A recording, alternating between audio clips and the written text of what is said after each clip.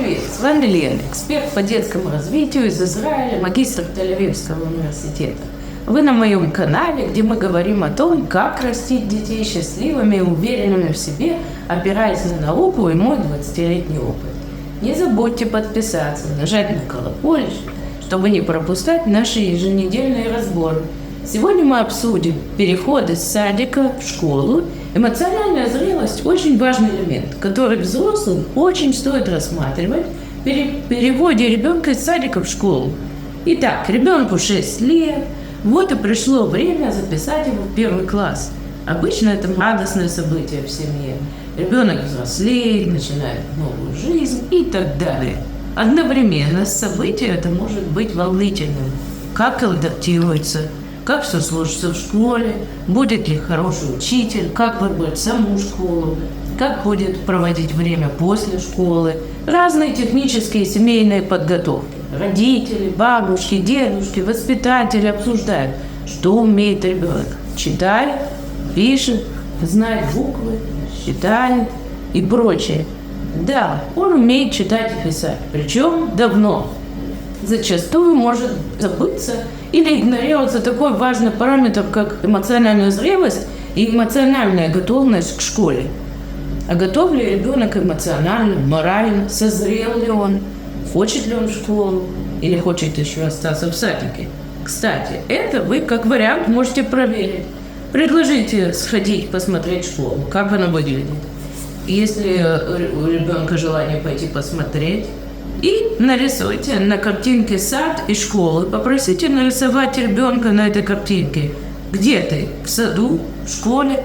Кстати, мой сын, будучи еще не готовым эмоционально идти в школу в возрасте 5 лет и 9 месяцев, не хотел ее пойти посмотреть. И на картинке с садиком и школой нарисовал себя в садике. Естественно, эти два примера не являются однозначной проверкой на пути к принятию решения оставить в саду или пойти в 1 класс. Но могут заставить вас задуматься, если вы сомневаетесь. Не принимайте, конечно же, решения сами. Советуйтесь с воспитателями и психологом садика, если таковой есть. Призадумайтесь. Ребенок развит в академическом плане. А готов ли сидеть на уроке 45 минут, выполнять задания, ждать терпеливо чего-нибудь? Воспринимает ли взрослого как авторитет?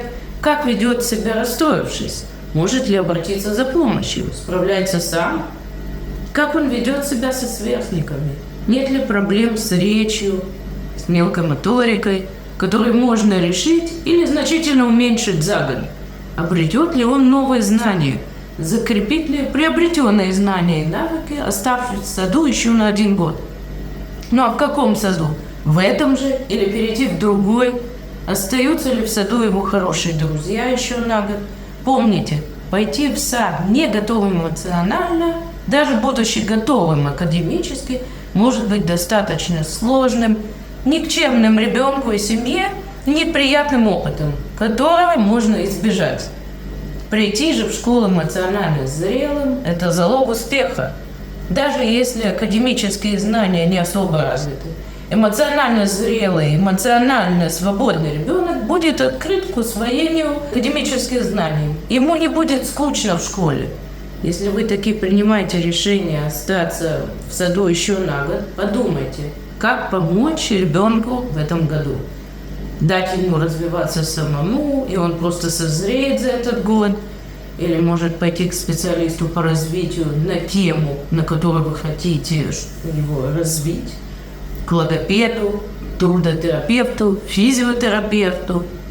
Может быть, нужны занятия с вами дома или курс подготовки к школе, который обычно включает в себя и эмоциональную подготовку.